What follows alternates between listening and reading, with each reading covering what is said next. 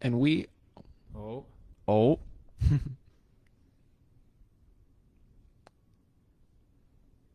probably live right now. yeah. And we are live officially. Yeah. Welcome into Down to the Wire. I'm Brian Costa. And I'm Carter Adams. And we're starting an hour later on this show, but we are, happy to get to you on Friday, on this Friday, October 9th. We got a lot to talk about tonight, and, let's just jump right into it. Jump right into it. Yeah, a little bit of a late start, but had to get that good meal in. Oh, for sure. Yeah, that Texas Roadhouse slapped. Great. Yes. Oh, yeah, for sure. Much needed. I mean, I could run through a brick wall right now. I mean, they didn't cook my steak right the first time, but they ended up figuring it out, so we're chilling. Yeah, we're chilling. Yeah. Full bellies. Let's get into it. Oh yeah, for sure. So on Wednesday's show, we did talk a little bit about the Pats game against the Chiefs, and the fact that Hoyer had to start against them and all that stuff. We talked more, about the Pats side of it, and we were very critical about the Pats in that game. We had some people in the comments, and even some people after the show kind of talking to us, and we're like, well, did you guys, besides like Hoyer just like not being good at all, like did you guys like even watch the game? And part of me was just more focused on the negatives regarding the Pats, just the takeaways, and I was completely just like taken aback, just when I kind of thought about the game again, all the controversial plays that went against the Pats. We definitely skipped over a lot of important factors of that game. Yeah, but let's get into them. Yeah, so I mean, it was getting towards I think this was also towards the end of the half, before the Hoyer sack, obviously. But there was a play where Pat Mahomes ended up going back in the pocket, and it looks very clearly like a strip sack. And I think it's Calhoun of the Patriots picks it up, and he ends up trying to take it back, but obviously he's stopped. And for a little bit it looks like the refs are either trying to figure out if it's an interception or a fumble, but in no way does it look like it's going to be going back. Yeah, it was the most controversial call of the game. I mean, you can't really miss it. And it was called, I think, it was either called a sack or it was called actually an incomplete pass, which was ridiculous. I mean, that was a terrible call by the refs. Oh, terrible. I mean, Pat Mahomes' arm was not even moving forward. Yeah, I mean, it was just completely knocked out of his arm. And, I get it. I know that you're trying to pump up the Chiefs, but you can't be making a call like that. That was an atrocious call. Yeah, it looked like Belichick was so fired up over the call that he didn't even have time to throw a challenge flag. And I think Tony Romo said it best, where he said, how ready was that Chiefs punt team to get on that field? Oh, they got on the field quick. I'm sure there was probably 30 seconds left on the game clock. I think as soon as Andy Reid saw that there might be any controversy surrounding it, he wanted his guys out there as quick as possible. He didn't want any sort of controversy. Yeah, get on the field. You don't want to reverse that call. You won one. Because especially if they reverse it, the Pats are getting that ball back. Definitely. Yeah. Oh, man. The unfortunate thing about that, though, is that even if they gotten that ball back with the way Hoyer was playing in that first half, I mean, there's a chance that we get down inside the red zone again and we don't get any points. So, I mean, I would have loved the opportunity to get it back, because I think at least if we get those points back, we're at least within field goal range of Nick Folk. I know he can't, usually he can't hit water from the beach, but I mean, I feel like he'd at least be able to, hit a field goal if we could have marched down a little bit in the red zone there. Yeah, and it's easy to say that call wouldn't have affected the outcome of the game, which it probably wouldn't have. But it's important to note, because if that was called a fumble, that gives the Patriots momentum there. Yeah, and Arrowhead. And momentum, especially in Arrowhead, that's not something you can measure in a stat. Exactly. I mean, that is not something that can be measured in the stat column. If the Pats recover that fumble and they're going down, they're fired up. I mean, again, who knows if Hoyer can actually muster something up? I mean, probably not. But I mean, if he could do something, that would have been, just great for the Pats on that. So no, it's not an excuse for losing the game, but it is important to note. Yeah, and then obviously one of the other controversial calls from that game was there. I guess there was a penalty for basically a late hit out of bounds on Pat Mahomes, and I think it was on Juwan Bentley, and he basically just followed Pat Mahomes out of bounds. Really didn't even put his hands on him, barely on the shoulders, and Pat Mahomes just completely does an NBA Marcus Smart style flop. Oh man! I mean, the guy went flying, and I was like, you got to be kidding me! This is ridiculous. It was ridiculous. And I think McCourty even called him out for it. It was like, dude, what are you doing? For the first time, I saw softness in the NFL, and it was from the biggest player too. Yeah, which was Pat Mahomes. which was insanely disappointing. I mean, Pat Mahomes is literally the franchise player of the NFL. Yes. And the fact that he pulled out a soft move like that, I was like, are you kidding me, dude? And I think McCourty or whoever did call him out for that was right to do so, because it's like, dude, you already lead a juggernaut of a team. You don't need to be doing that. You don't want to see the NFL going in that direction, especially after we see what LeBron James has done in the NBA when it comes to the not only the flop but the complaint about the calls and kind of whine to get your way. And in a sense, I'm not saying LeBron's whining to get his way, but he's complaining at almost every single call, and that has to have some sort of effect on what the refs say. Yeah, and I feel like eventually the refs either tune it out or they have to decide, all right, he's going to complain about this call, so we're just going to have to decide, where we're going to fight our battles here. Is this enough to where he has a case, or is he just doing it because he's trying to force something? Yeah, it's like you can't change every single call when there's a complaint from the best player in the league. Oh yeah, no, I mean it's not how it works, and I don't want to see the NFL go down that path. Yeah, I mean it is tough, and especially when you have one of the best players in the league. I mean, most refs might go, oh shoot, this guy might be onto something, but I mean there's some there are actually like some famous instances of that. I mean, I think it was Michael Jordan's last game in the NBA. Obviously, he wasn't the greatest player in the league at that point, but still was the greatest basketball player of all time. I mean. Yeah, I forget what the play was, but it was his last game. It was also one of the NBA refs' last game, and he gets in there and he goes up, and after the play he goes up to the ref and he says, "This guy put his hands on me," and the ref was like, the guy was like, "Who?" And Michael was like, 55 put his hands on me, and basically the ref just went over to the table. He was like 55 foul, and he goes up to Michael and he said, "Michael, I didn't see it, but I believe you." But I believe you, Michael. And it's just like that type of an influence that players have on the officials. I mean, that's not a great influence, but and it was more funny in the Michael Jordan situation because I mean the Wizards weren't going to the playoffs at that point; they were out of it. Yeah. So I mean there was kind of a more like candid, funny moment to it. But when Pat Mahomes and guys are doing it like that, it just doesn't seem it. It's more just out of anger towards the guys, and I just didn't appreciate what Pat Mahomes was doing on that play. At least we're kind of used to seeing it in basketball. Yeah. Not in football whatsoever. Yeah. I mean, I could have understood if Bentley, had gone in with a little more force, but literally he barely even tapped the guy's shoulders. Yeah. And Pat Mahomes acted like he just got hit by a truck. Oh, definitely. His hands were definitely on his shoulder pads, but he made an effort to get out of the way, actually jump over Pat Mahomes when he hit the ground. It's not like he didn't clip him and throw him into the water cooler. Yeah. I mean, I could have even if he had continued the tackle out of bounds, that's an illegal hit out of bounds. You shouldn't be doing that. Obviously, that needs to be penalized.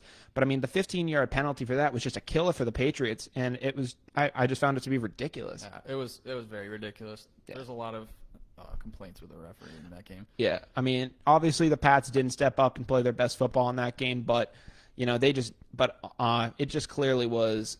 There were just also some clear penalties and missed calls in that game that we didn't highlight in an earlier show, and I did want to talk about those because those were ridiculous. Oh, so ridiculous! But I don't know. I think we were more focused on what the Patriots were doing wrong in that game, so we kind of just missed what the refs did wrong. Yeah, I mean there was so much that New England did wrong, and I think we were more caught aback because when it comes to New England Patriots football, I think they had 4 turnovers in that game, which is very non-New England football. Not at all. So I mean, I think it was just more the shock of how poorly they played, and the refs were basically secondary at that point. But there were obvious mistakes made in that game by that refereeing crew. Definitely, but there were also obvious mistakes made by the Patriots, and as much as I hate saying it, I think I said it last week too. Their heads weren't in it. Clearly. I mean, I don't agree with you there, honestly. I think their defense, honestly, showed some heart out there. Oh, the defense definitely showed up, but you look at the Edelman's pick six. I don't call that Jarrett Stidham's pick six. No, he's not. That was Edelman. Fault. That was Edelman's pick six. He was turning up the field before he even caught the ball. You can't tell me his head was in it on that play. No, I mean obviously that's a crucial play. That's a bad football play right there. I mean, you got a point there, but I mean, even when Stidham came in the game at that point, I mean, when Hoyer was in, I'm 100% with you. That offense was not on their game at all. No, they did not want to be. They did not want to be on that field. Heads not being in the game. Don't even get me started on Hoyer. We ranted about it last week. But I mean, the defense to me did look like they wanted to be there, and they performed like it. They did. And I honestly thought when Stidham came in the game, I mean, Hoyer just sucked the life out of the team. But I honestly thought when Stidham came in the game, I mean, I think there was a good couple plays. I think Damian Harris rattled off a big run for them. And I remember just seeing them going back to the huddle, and he was just like, and they just seemed like they had a lot more fire in them at that point. Oh, definitely. And I think something we don't talk about enough, someone who we don't give enough credit, is Chase Winovich. Oh my God, His positive impact that he's Love had on that that guy. defense is insane. love myself some Chase Winovich. Oh. I mean, I've been a big fan of him ever since he was at Michigan. I mean, I'm a big Michigan football guy, so I gotta rep the former Wolverine. Love the guy. I mean, the guy's a beast on the field. Oh, he is. That defense is different when he's. I mean, on the he's field. just a beefier Clay And Matthews he's out stepping there. up too. Exactly. I was just about to say. Besides the hair, Yeah, it's Clay honestly. Matthews. Yeah, he's just a beefier Clay Matthews. You can play down low. That's the difference, though. I saw some stat. Chase Winovich is in fourth. I can't put my finger on it. Did you see it? Maybe you don't know what I'm talking about. I don't think so. No, no, not 100% sure. I mean, he's definitely got to be up there in some stats for the level at which he's been playing this year. It was like a successful pass rush percentage. He's fourth in the league, only behind like Khalil Mack and those big names. And That's wild. It's impressive to see because Chase Winovich is a guy.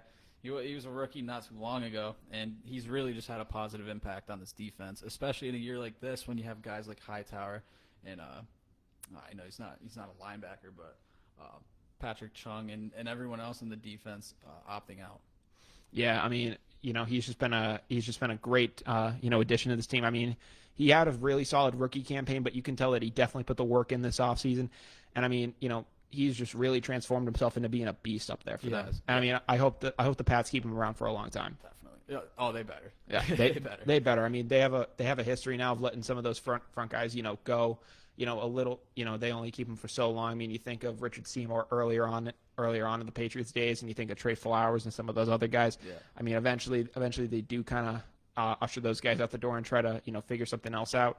But Winovich seems like he's going to be a good staple of this defense for some time. Yeah, really. I'd say so. Great pick. So I'm trying to think. Another player on that defense that is looking solid is Calhoun.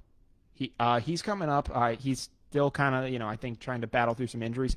But he seems to be looking solid. Juwan Bentley I'm actually really surprised about because I think he had some injury issues last year, and he seems to be, doing a whole lot better now that he's been thrust into a larger role with Hightower out.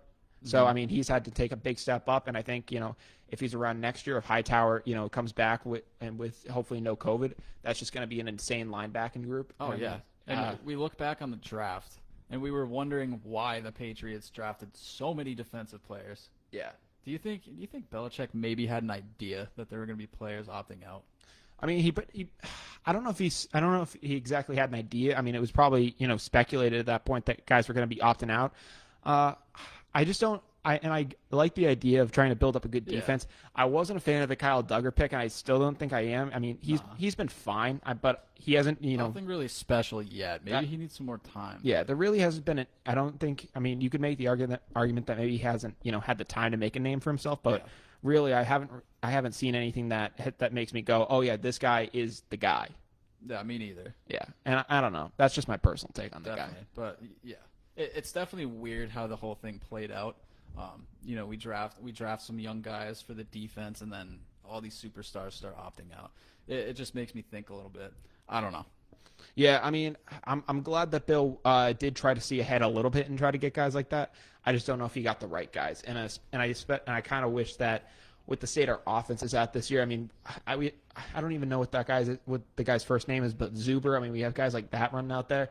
I mean, we have wide receivers who I don't even know their first name, and I'm just like, I wish Bill kind of had, factored that a little bit better in the offense. I know he got the two tight ends in Ossie and Dalton Keene, but it doesn't look like Ossie's really caught in a pass yet, and Dalton Keene has yet to see the football field. Yeah, but for the most part, the key factors in our offense can step up and make plays when they need to. Yeah, which comes definitely from a running back core, which is five guys deep. I mean, Damian Harris proved to be another good addition to that team.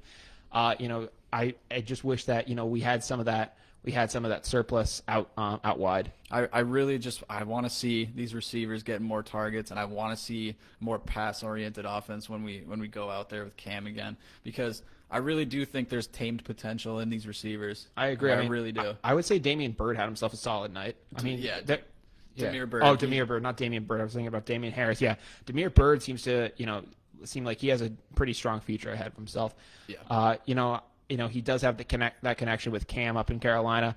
If the Pats can use him in some sort of maybe a Philip Dorsett role, I think that's I think how the Pats are trying to use him. Where it's like, he's on. Where in the offense he's kind of almost like a third, fourth receiver in a traditional Patriots offense. Yeah. But in this offense, I feel like they're going to try to use him in some deep routes because he has that speed to really kind of break away from those defensive backs. Yeah, you can tell he definitely has the experience though. He's very small. Yeah. But he's a good target. He definitely has a little bit of chemistry with Cam. You can tell. Yeah, I think he does need a little more work and polishing with this offense, but I think that he really can elevate his game to the next level in these next coming weeks. Let's hope so. Yeah.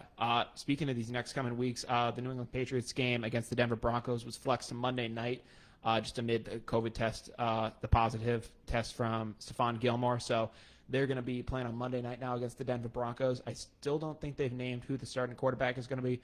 They were trying to see if Cam, I guess if he's asymptomatic for a certain number of days, there's a chance that his ability to spread the virus basically is none. So if we can get Cam back to that game, I think it's going to be a slaughter, especially the fact that Drew Lock is out for the Broncos at this point. And I don't think it's Jeff Driscoll at this point. It maybe Brett Ripien, possibly even Blake Bortles at this point. Yeah. I mean, the Broncos quarterback situation, once you get outside of Drew Lock, is just a complete nightmare. Yeah, I mean, if Cam Newton plays, obviously that's a plus. But if he doesn't, I really don't see the Denver Broncos as being too much of an issue. Yeah. Do you think if Bill does decide to go with Hoyer in that game, I don't know why he would, but he probably will, just saying he's the system guy, he knows what to do in this situation.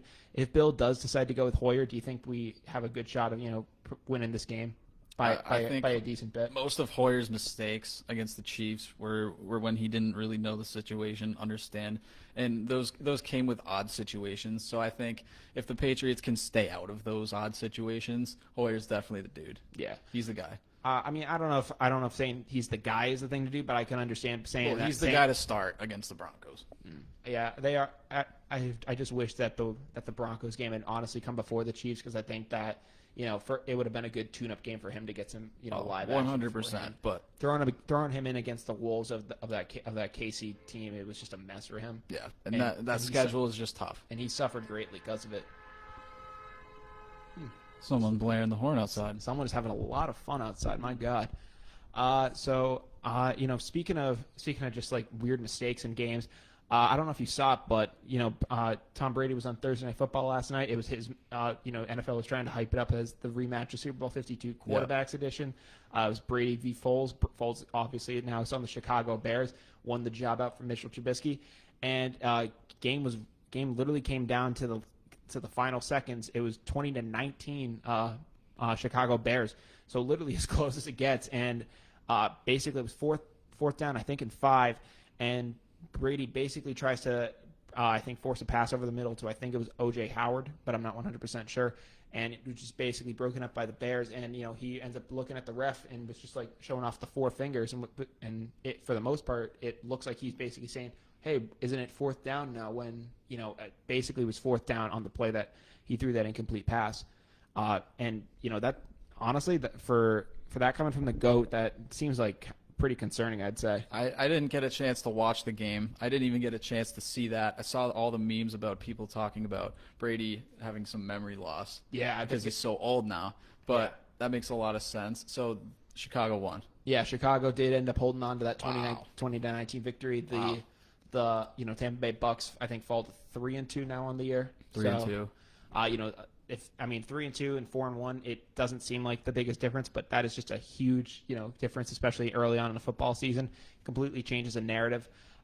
Brady basically at the end of the game said that, basically was saying that the mistake, it wasn't him essentially, for getting the down. He just said, we just didn't execute on that play. I'm honestly calling a little BS on that. I'm not 100%. Yeah, maybe he's trying to save his own ass there a little bit. I think so. I think that Brady was just like he was like, man, I really just messed up on this play. Yeah. I gotta save some face here. Yeah, from what you're saying, it's very clear that he did mess up on the play, and I'd like to see him. I'd like to see him just own up to that. Yeah, it's weird. I mean, you can, if for some reason I don't know what it is. I mean, you can put Tom Brady on the Bucks, but you can't. But once he's there, he's just another Buccaneer quarterback. Suffering from some of the same mistakes that other Buccaneer quarterbacks make. It's just that, he just is able to do it, in a more fashionable way. I would agree. Yeah. I was trying to find a way to say it, maybe in less volume of other Buccaneer quarterbacks. Yeah. But I mean, I don't think Brady's making that mistake if he's up in New England. No, I don't think Bill's gonna let that possibly happen. So I don't know if there was something going on in Brady's headset where someone said third. I really have no idea what it could have been, but the fact that that just happened I just found it to be completely baffling. I mean, that's the greatest player of all time right there. You don't want him to do that. And he honest, people were saying it. People who said it best, they were just like, he looks like Brian Hoyer out there on that play. they were like, my God. I mean, Hoyer thought we had 4 timeouts. Brady thought he had 5. Brady thought he had 5 downs on that play. So I was just like, it was just crazy to see that happen. So I got to ask you, being a Patriots fan, seeing Brady and Foles face off on 2 different teams, did the outcome of the game make you happy? Were you satisfied with Foles beating Brady once again? No, I would have rather had Brady beat Foles. I mean, I know that obviously he isn't on the Pats anymore, but I still hate. I don't hate Nick Foles. My situation with Nick Foles, it's a love-hate relationship. I hate that he beat the Pats in the Super Bowl. It was a good comeback story, especially now that he's not on the Eagles. I don't know. I find a little more respect in him. I mean, obviously that Philly thing was kind of just like, I still find that to just be obnoxious. Yeah. But I'm mad that Brady didn't win, especially in that situation. Having the shot to kind of even the score against Foles. But I'm not mad at Foles for that game. I'm still mad at him for 52. But yeah. I'm not really. I don't know. I just thought it was a crapshoot, honestly. I gotta say, I might have to disagree with you. When I saw all these memes, it really did put a smile on my face. I don't hate Brady to any extent, but ever since he left New England, I tend to view him more as like an ex-girlfriend more than anything. And it's a love-hate relationship. And honestly, I have more anger in him leaving the Patriots than I do about Nick Foles beating us in Super Bowl 52. We have 6. He has 1. Wow. If you think about it like that. So it really kind of made me happy to see it. Not going to lie. Yeah. I mean, I don't know. I obviously did have mixed emotions when Brady left too. I mean, I was obviously grateful for all he gave to the Pats. But I still am just hung up on the fact that him and Bill couldn't have come to some resolution. The fact that, I don't know, I did find it to be disheartening, but he did kind of see where the situation was going in New England. Yeah. I mean, I would say that I would have been more satisfied with Brady beating him. I don't know. That's just how I feel about it. But the Nick Foles comeback story is just in full swing right now. Definitely. I mean, Jacksonville didn't work out because of injury, but Nick Foles coming in to back up is just a different breed than Nick Foles as your starting quarterback. When he comes off that bench and he's fired up to take someone's job, he is not holding anything back. Yeah. So when I think of Brady departing New England, I think you're either Team Brady or you're Team Belichick in a way. Yeah. I mean that's clearly the narrative. Yeah. So obviously, as I just said, I'm Team Belichick. Yeah. I really like Brady's success in Tampa Bay. It's whatever. Yeah, no, I feel you. I feel that. And I mean, if Brady does get to like a Super Bowl and something in Tampa, I mean, cool. But obviously, I want Bill, the coach of the team that I root for, to be the more successful 100%. One coming out. Yes. So I mean, I'm with you on that. Yes. Basically, Brady's situation, kind of really, just looked like a situation that you don't really see from guys like him. I don't know. It was just a very weird situation, but I think the Bucks, hopefully should be able to figure it out. Let's hope so. Yeah, I mean, we'll just have to wait and see. A big story that we had talked about earlier on the show, in earlier episodes, we talked about Justin Herbert taking over the starting spot from Tyrod Taylor due to injury. Tyrod Taylor was getting a repair, I think, done on his lung, and a needle ended up puncturing his lung, and he was just out for multiple weeks. Crazy story. And Anthony Lynn basically came forward after that injury and was just saying, listen, when Tyrod Taylor is healthy, he is going to be our starting quarterback. He will be the starting quarterback of this football team. Well, it looks like he completely walked back that statement because today he basically just said that Justin Herbert is going to be the starter of the Los Angeles Chargers moving forward. He said that he is still a big supporter of Tyrod Taylor, but he just believes that at this point, just because of how incredibly Herbert's been playing, he's just going to be the guy who gets the job at this point. I'd have to say, I saw it coming, but I'm happy that even Anthony Lynn, who was stubborn about finally pulling the trigger, did eventually pull the trigger on this move. All I can say, he must have been listening to Down to the Wire because we said it before you said Honestly, it. as soon as I saw Tyrod Taylor go down, it's literally the exact same situation that happened with Baker Mayfield in Cleveland. I mean, he literally was the starter until and I forget who the coach of the Browns was at the time. I don't think it was Kitchens yet. But the coach said, listen, Tyrod Taylor is going to be our starting quarterback. He's the guy. Tyrod Taylor gets a concussion. He's out. Baker Mayfield comes in. And, there were talks of, will Tyrod Taylor get his job back? Nope, he did not. And I said the exact same thing is going to happen in Los Angeles. I said barring an injury, but, Tyrod Taylor just does have trouble staying on the field, unfortunately. And, that exact same thing happened. He ended up suffering I think it was broken ribs, or bruised ribs. He tries to have this procedure done, is out for multiple weeks, and Herbert really just stepped up and has just been just balling out there for this team.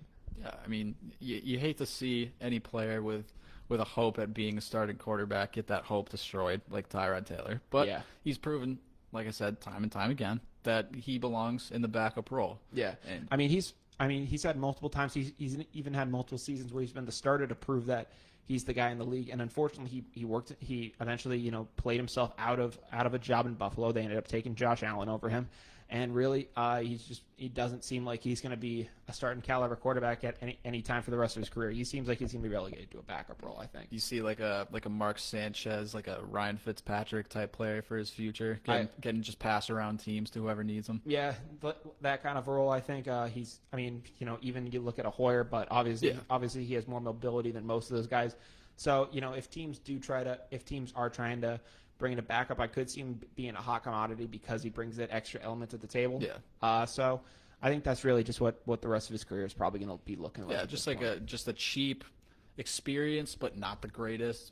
It's an option. Yeah, he's the type of quarterback that if you can build a couple good plays around him, it's like then he can get you the win basically. When you need the win. When you need it. Exactly. Yeah. He's not the type of guy that can go rattle off 4 or 5 for you, but if you need him in a pinch, he can maybe make something work. Like you said, yeah, he's a placeholder. Exactly. He's a placeholder for the next guy. Yes. And he was that in Cleveland, and he was that in Los Angeles, and it's come to fruition at this point. Yeah. And looking back on his time in Buffalo, he had the shot to prove himself, but for the most part, that's what he was there to. Yeah, I mean and even when he was like the full-time starter, he wasn't great, and eventually, he did end up on the bench. Yeah, and speaking of Buffalo, I think we have to give a little bit of credit to Josh Allen while we're at it. Yeah, it's great. I mean, he has been playing. He has been playing out of his mind up there. I think the Bills, are they still undefeated? I don't know. I think so, but they've been playing real well so far. Josh Allen has been a great leader for that team.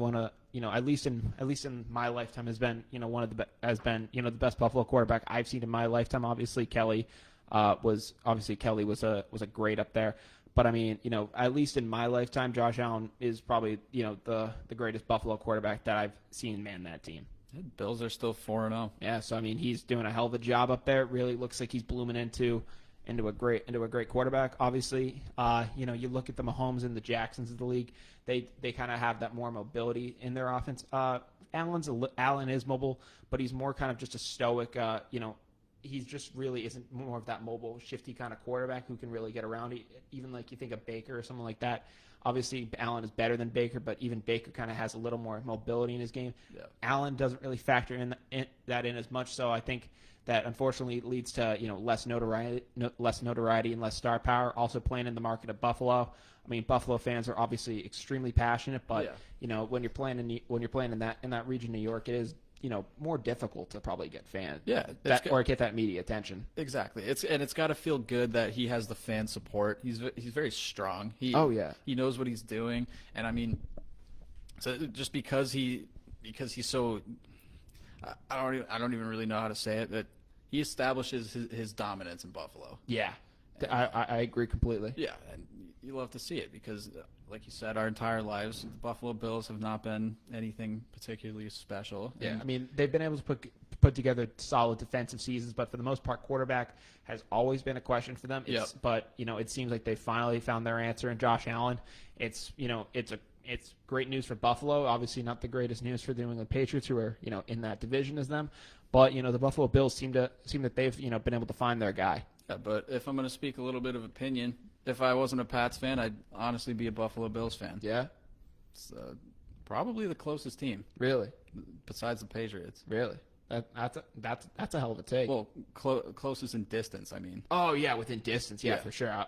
Then yeah, I mean, yeah, you could make an argument for maybe distance wise in New York, but you're not going to be in New York. And honestly, it's probably the most similar fan base to New England too. I'd say. Honestly, yeah. I mean, Buffalo fans, I'd say are just a little more rowdier, which is crazy to think of, but But I mean, they're freaking smashing through tables. They're doing all sorts of stuff up there. Even when their team was going.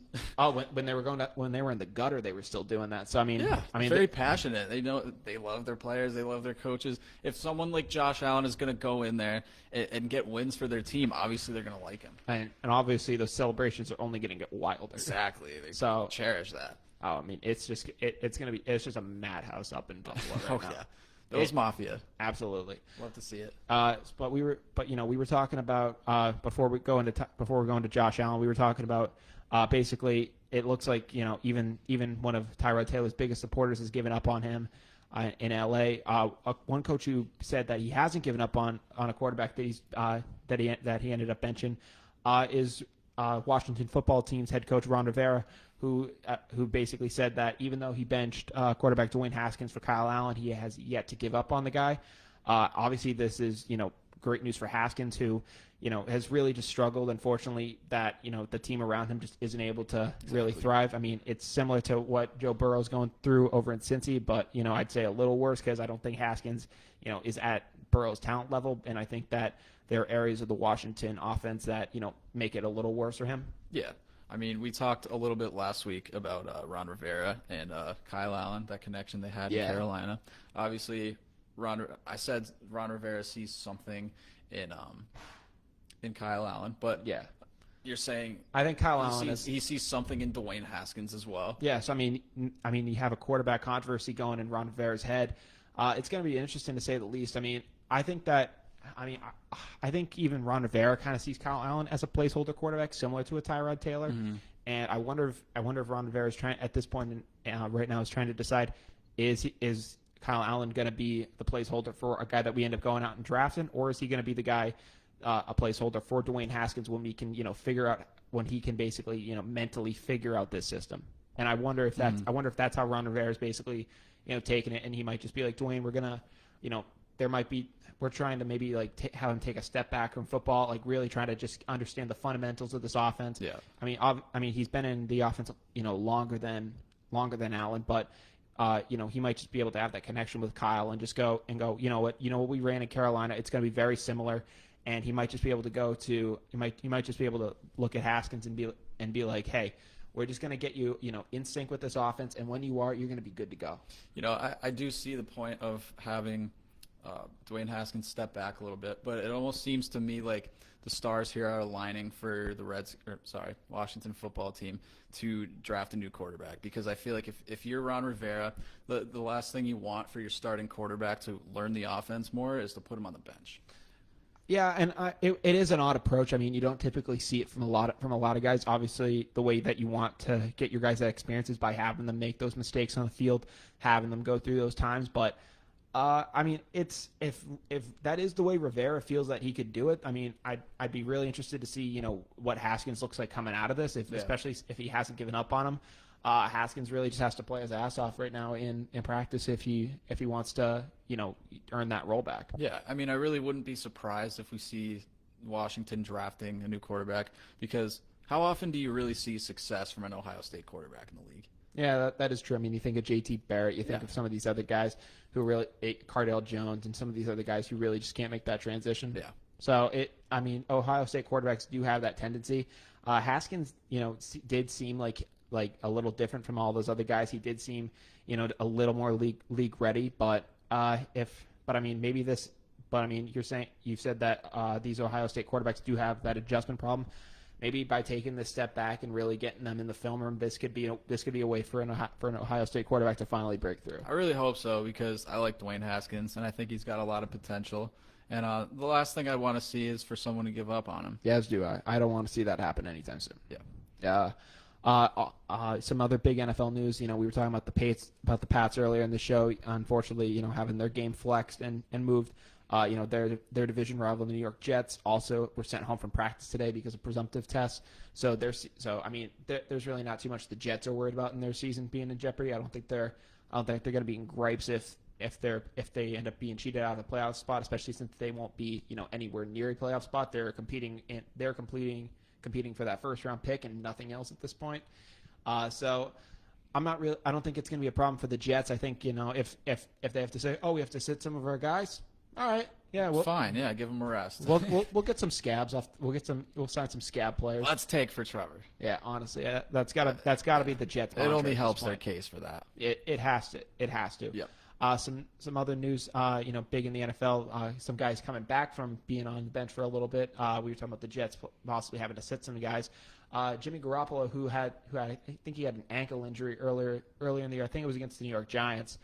He'll be returning He'll be returning to the Niners on Sunday. They're currently 2-2, and he's been out with an injury ever since he went down against the Giants. Nick Mullins has been the starting quarterback for the time. Obviously, I think he did get a win against. I think he ended up getting a win at one point, but I think that the addition of Jimmy G back in that Niners offense is only going to help them. Definitely, I completely agree. Yeah, I mean, obviously they've had incredible injury issues this year, but they have been able to get Kittle back in that offense, and they do seem that some of the weapons are seeming that they are going to be able to get some depth back at those positions. They did end up cutting Mohamed Sanu though, which I did find interesting, especially because I think that I don't know if Deebo Samuel is healthy or not, but I think that. Oh yes, he's questionable this week. I think so. So I did find that interesting that they did end up cutting Mohamed Sanu. Possible Pats reunion, I would say. Could that be in the works? Well, we predicted it. I mean, Cam liked him. Yeah, that's originally what we thought. Yeah, I mean, it looked like the Cam Sanu connection was going to be the connection in New England. Yeah, and here we go. Here's some opportunity for it. I mean, Bill has got to see at this point that the Pats receiving core is just completely shot. I mean, I would say at this point for Bill, I think cut Sanu. I don't know how much he was scheduled to make. I figure at this point, guys in the middle of a season when they're cut like that, they're not really trying to go for top dollar at that point. I feel like Bill might be able to get him for some cheap money. I hope so. And that Cam connection with Sanu will be insane. And I mean, people might be trashing on Sanu for how he performed in New England last year, and I mean that's very credible. But we did learn after the year that Sanu did have, I think it was a hamstring injury that and it was just showed apparent. But when you have a healthy Mohamed Sanu who is really ready to go out there and gun.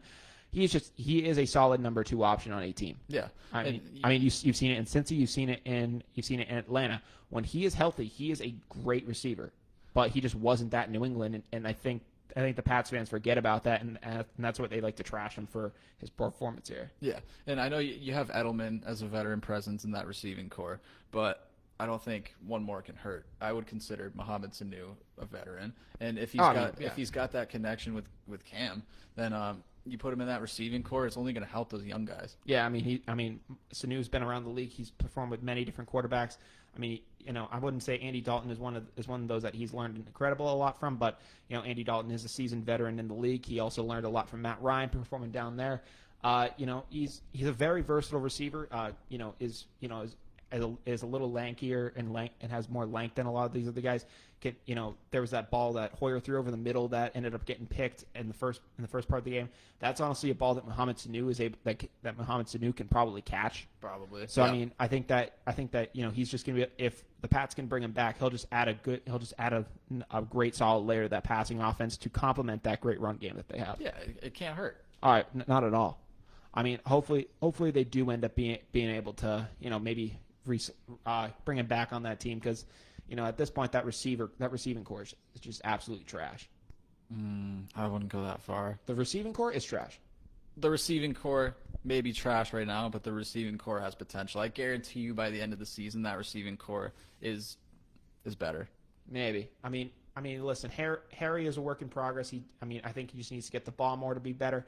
Edelman obviously is going to give you what you're going to get out of him. Yeah. Demir Bird, I think he's like a Philip Dorsett option where he's more of that number 3-4 option on a team. But the only way but if you get Sanu in that offense, then Bird can really go to that number 4 option and be that Philip Dorsett role, because when Dorsett was a 3 he struggled, but when he was in his specific role of basically going on those deep routes and doing specific routes designed for him, he had incredible success. If you can get Mohamed Sanu in that offense and have it be either Edelman, Sanu, Harry, and Bird, that's going to be that is a lot better. That really just changes the entire dynamic. Yeah, you're right. Yeah, that's my personal opinion. You remember watching the Seahawks game, that final drive, how easily that Patriots team was able to push down the field, relying only on the receivers? Yeah, they show a lot of signs of being solid, and that proved it. I mean, Cam was able to throw exactly who he wanted to, put the ball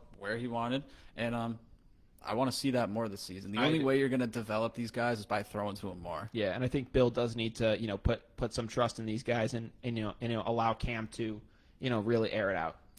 Develop a little bit of versatility. You run when you have to. You throw when you want to. Yeah, exactly. 100%. I'm with you on that. That's really a lot that we have. That's really pretty much all we have in the NFL at this point. Let's transition to the NBA, because I think Game 5 of the NBA Finals is tonight. The LA Lakers, if they win tonight, they'll end up raising banner 17. I don't want it to happen. Oh, me neither. I wish a 3-1. I wish another 3-1 comeback could happen in this NBA Finals, but at this point, it just looks like a wrap. Yeah, I'm gonna have to agree with you there. It is looking like a wrap, but one of the crazy stories about this NBA Finals, I'd have to say at least, is just the fact that I mean, you think of the Celtics and you think of Rajon Rondo, who came to this team, who helped the Celtics raise banner 17 12 years ago, and tonight he has a chance to help the Los Angeles Lakers raise banner 17 after 12 years.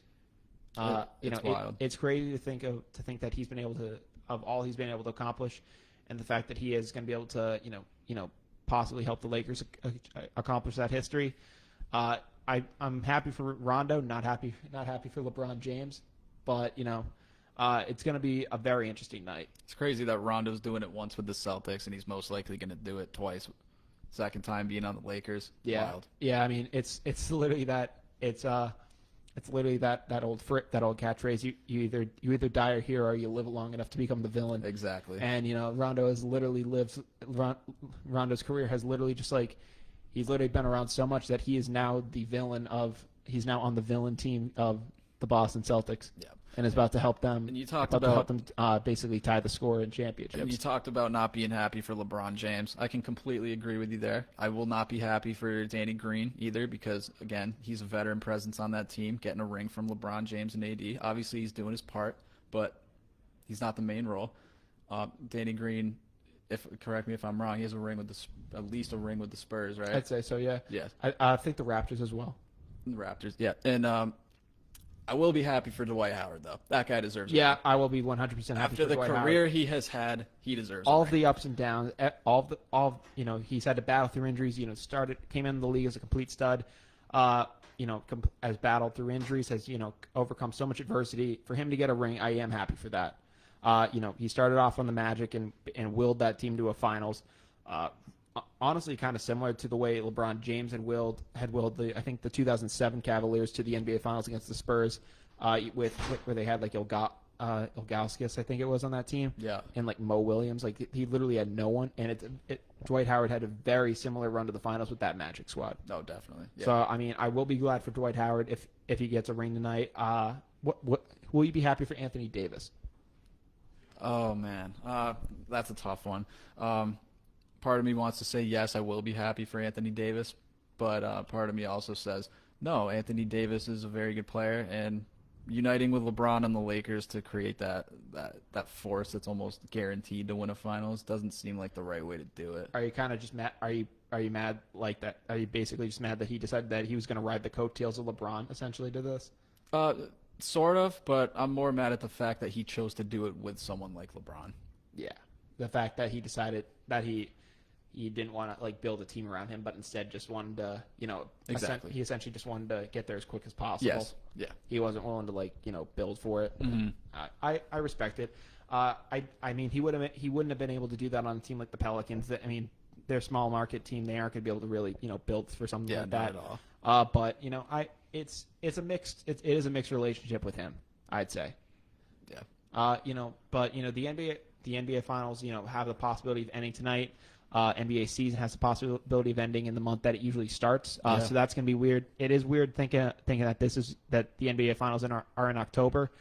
And we really don't know when we're going to see the NBA again. I hope it's in January. I hope so. I hope the Super Bowl is over. Or, no, I hope it comes back right before the Super Bowl. Yeah. We have only the Super Bowl to look forward to in NFL. And then I feel like a lot more people would pay attention to the NBA if it wasn't battling with the NFL. And I feel like we've definitely talked about that on here Yeah, before. I mean, there's a chance that I think that the NBA could definitely look at taking over the summer. Yeah.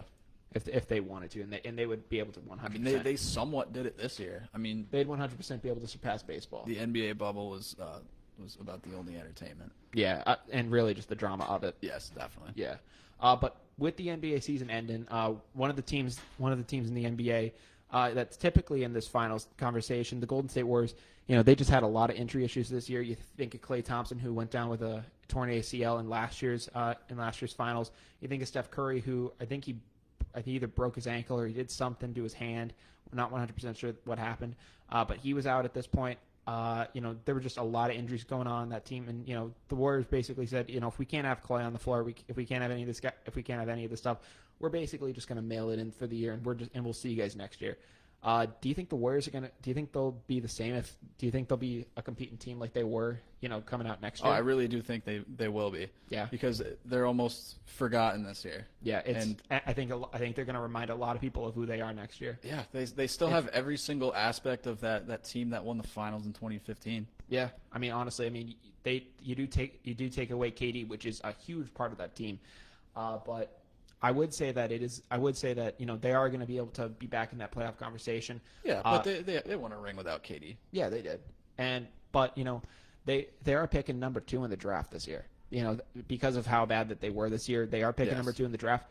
If you're the Warriors, do you take one of these top talent guys, or do you decide you're going to trade that ring for, or do you think you're going to trade that ring for basically, or trade that pick for, a top tier talent? I don't think they're going to trade the pick. Yeah? No. I don't think this will happen, but honestly, I think if I were the Warriors, I would pick LaMelo Ball. No. And I would prove to the entire league how small ball is supposed to be played.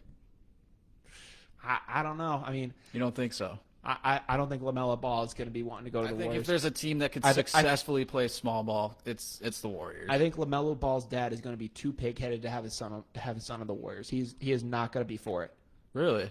Yeah. I haven't heard much of LeVar Ball in a while. I feel like LeVar Ball is just. He was more present in the Lonzo days. Oh, I know. He trust me. When you think he's going to make his way back? When the draft starts coming around, you will hear a lot more from LeVar Ball. He will be back. Spouting with Stephen A. He is going to come back in a big way. I am calling it. He is going to be back. Especially when the draft is around the corner and these finals are over. These guys aren't going to have really a ton to talk about. They'll be able, Sports Center, and all that stuff. So they'll be able to talk about the NFL going on and stuff. But when they're going to need that entertainment, LeVar Ball will be back in that spotlight. He will be back. Yeah, I guess no publicity is bad publicity. Exactly. Yeah. So he will be back. He'll be back center stage. He's going to be talking about how great LaMelo is, but he's also going to be talking about how he does not want LaMelo going to a team where he has to fight to be the face of that franchise. He's going to want LaMelo to be. He's going to want LaMelo to be the guy on a team. He's going to want him to be the guy that's taking that team over the top and taking them to a championship. I mean, obviously, I think it's a little ludicrous for him to be making these claims early on, but that is going to be the agenda of LeVar Ball going into this draft. It's almost like the parent in school that's complaining about their kids' grades, but their kids aren't getting the good grades. Exactly. I mean, exactly. LaMelo Ball playing overseas, he had a lot. I mean, people talk about him shooting wise, but he's he kind of is a ball hog overseas. He does seem to have some problems sharing the rock, and if you're doing that on the Golden State Warriors, I think you're going to run into a lot of problems. Obviously, he is able to hit the 3 ball with at least some consistency, but I think the Warriors are not going to be too apt to taking him. I think Anthony Edwards might be someone the Warriors look at. He seems to be a real good prospect. But we're just gonna have to wait and see. I think the Warriors could look to maybe trade a first round pick of that high caliber. Try and maybe solidify themselves with a big man. Maybe look for a guy like Miles Turner out in Indiana. Yeah, he could be a real solid option down low for them. Could really give some great aspects of that offense. That pick and roll. Yeah, that pick and roll offense would be lethal. Obviously, I really don't think they will end up drafting LaMelo Ball. Yeah. But I'd like to see the Warriors prove how small ball is supposed to be played, because you see teams all over the place. Like, for example, the Houston Rockets.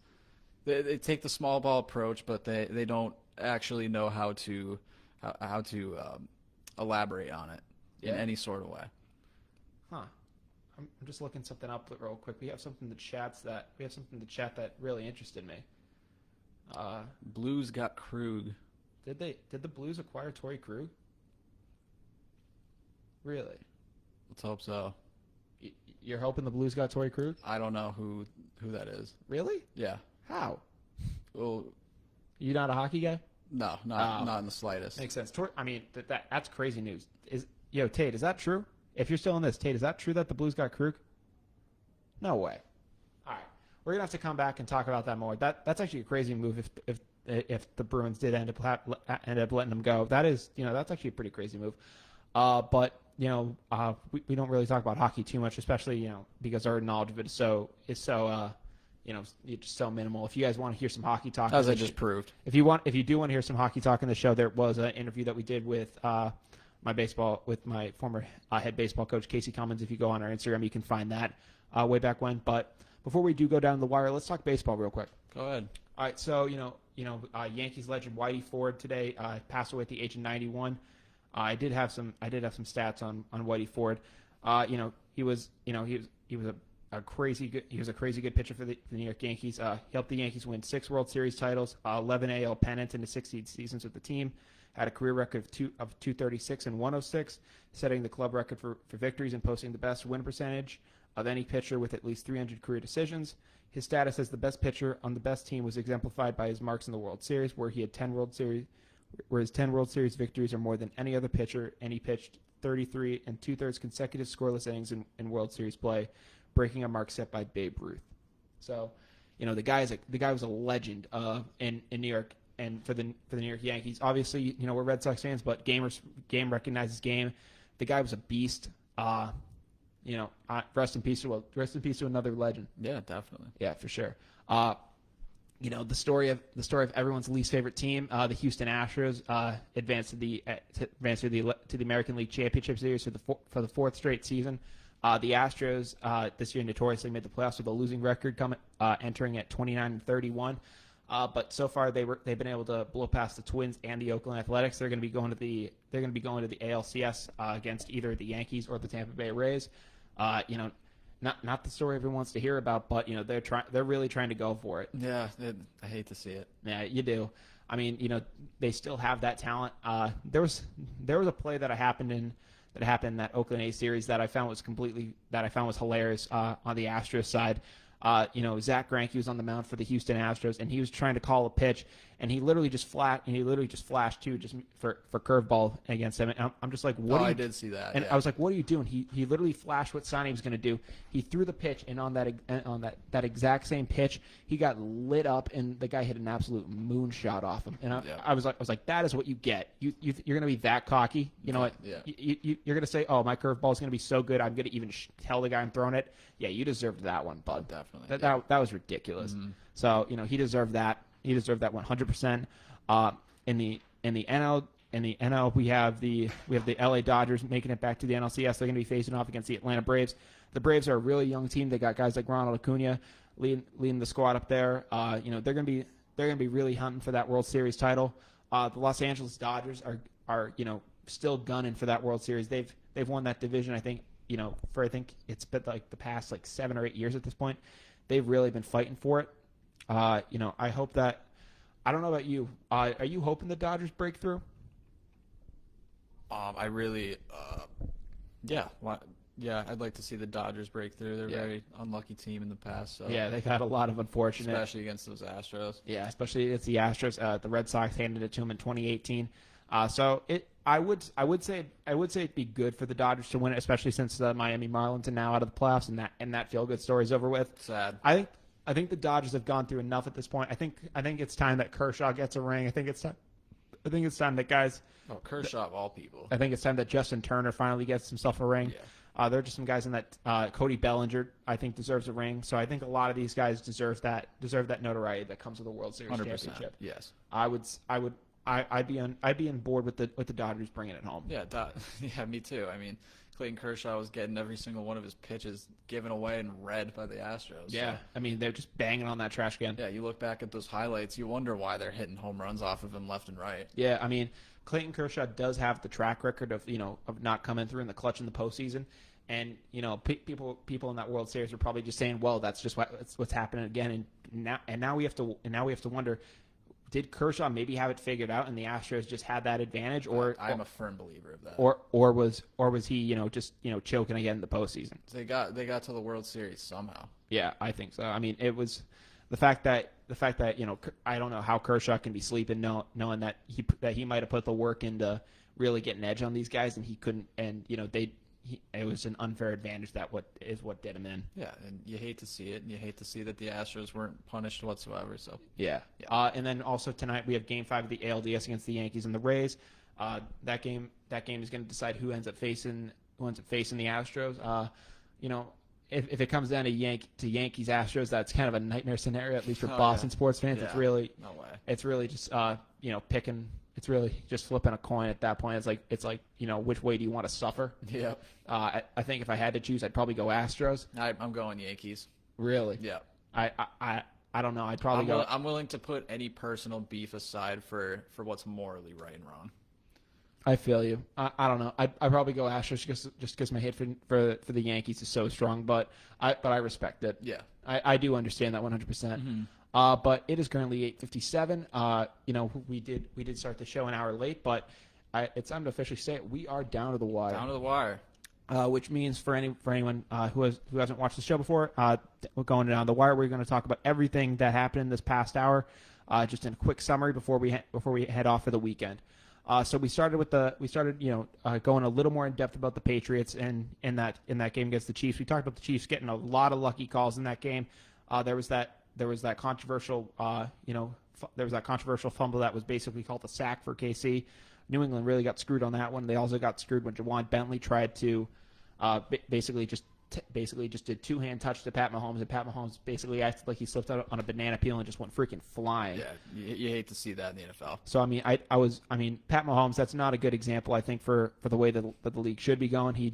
That is not the image that the league wants to be given off. We don't want to be seeing players flop. And speaking about images that the league's given off, get these COVID tests under control, man. Honestly, it needs to be under control. It's a bad look. Yeah, I mean, we highlighted that by saying that speaking of COVID tests not being under control, the positive test of Stephon Gilmore has forced the Pats game against the Denver Broncos to be flexed to Monday. Yep. I think that's going to be around 5 p.m. So that's going to be a weird time for a Monday game, Yep. but hopefully no matter who they're starting at quarterback, they can end up getting the dub. Let's hope so. We talked about the mental gaffe that Tom Brady had on Thursday Night Football, and we went back and forth discussing who we won winning that game a little more.